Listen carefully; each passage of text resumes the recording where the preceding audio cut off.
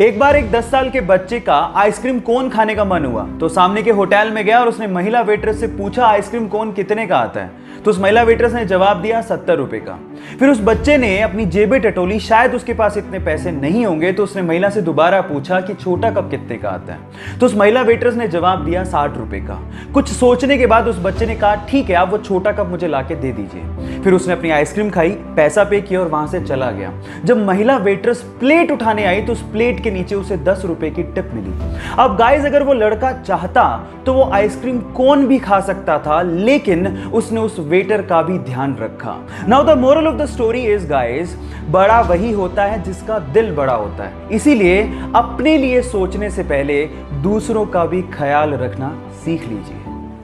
जब मात्र 300 स्पार्टन्स जेरेक्सिस की विशाल सेना के सामने लड़ने के लिए जा रहे थे तो रास्ते में आर्केडियंस मिल गए। आर्केडियंस ने कहा कि हम भी तुम्हारे साथ लड़ना चाहते हैं, पर मैं हैरान हूं कि सिर्फ 300 सैनिक लेके तुम इतनी विशाल सेना से कैसे लड़ोगे। तो स्पार्टन्स के मुखिया ने एक सवाल पूछा आर्केडियंस की सेना से एक एक करके। उसने पूछा कि तुम्हारा पेशा क्या है। तो आर्केडियंस की सेना में से लोगों ने जवाब देना शुरू किया कि मैं मूर्तिकार हूं, मैं शिल्पकार हूं, मैं लोहार हूं। फिर स्पार्टन्स के मुखिया ने अपनी सेना से सवाल पूछा कि तुम्हारा पेशा क्या है। तो उन सब ने जवाब दिया खून, खून, खून। सबक यह है कि जंगें सैनिकों से नहीं, हौसलों से जीती जाती हैं। जब रतन टाटा ने पहली बार अपनी ड्रीम कार टाटा इंडिका को बाजार में उतारा तो उसका रिस्पॉन्स बहुत ही खराब था। घाटे में जाती हुई कंपनी को देखकर शेयर होल्डर्स ने कहा कि हमें ये कंपनी बेच देनी चाहिए। ना चाहते हुए भी टाटा इसे बेचने के लिए यूएस फोर्ड से मीटिंग के लिए गए, लेकिन उस मीटिंग में फोर्ड ने टाटा का अपमान करते हुए कहा कि अगर तुम्हें कार बिजनेस की इतनी समझ ही नहीं थी तो इस कार की लॉन्चिंग में इतना पैसा क्यों लगा दिया।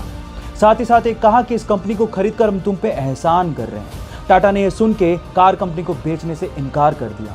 इंडिया वापस आए और इस कंपनी के लिए इतनी मेहनत की कि इसे वापस अपने पैरों पर खड़ा कर दिया। साथ ही साथ फोर्ड के घाटे में जाते हुए 2 luxurious brand Jaguar and land rover को खरीद के धमाका कर दिया।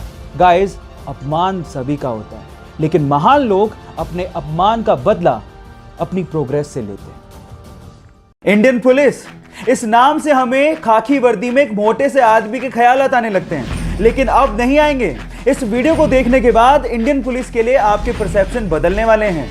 नाम है सचिन अतुलकर, उम्र 34 साल, पेशे से आईपीएस और अभी उज्जैन में एसपी की पोस्ट पर तैनात हैं। लेकिन बॉडी के मामले में सलमान खान, जॉन इब्राहिम, ऋतिक रोशन तक पानी भरते हैं। बंदा 1.5 घंटे तक जिम में पसीना बहाता है और इसकी सोशल मीडिया फैन फॉलोइंग देख के आपके दांतों तले उंगलियां दब जाएंगी। क्या लगता है, इसको देखने के बाद इंडियन पुलिस के लिए आपका परसेप्शन चेंज हुआ क्या? चैट सेक्शन में लिखना मत भूलिएगा।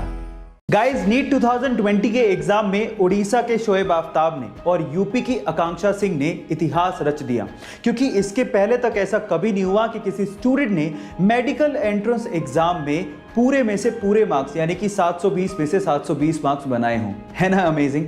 लेकिन सवाल यह है कि शोएब और आकांक्षा दोनों के ही 720 मार्क्स थे, तो फिर शोएब को रैंक 1 और आकांक्षा को रैंक 2 क्यों दिया गया? उसके पीछे का रीजन मैं आपको बताता हूं। सबसे पहले इन दोनों के बायोलॉजी के मार्क्स, फिर फिजिक्स के मार्क्स और फिर केमिस्ट्री के मार्क्स कंपेयर किए गए और वो इक्वल थे। और फिर उसके बाद एज का क्राइटेरिया लगाया गया, जिसमें शोएब चूंकि आकांक्षा से बड़े थे तो उन्हें रैंक 1 दिया गया और आकांक्षा को रैंक 2। अब आप इसका रीजन जानते हैं। बहरहाल दोनों ही हमारे लिए टॉपर हैं और दोनों को ही मेरी तरफ से best of luck for the future.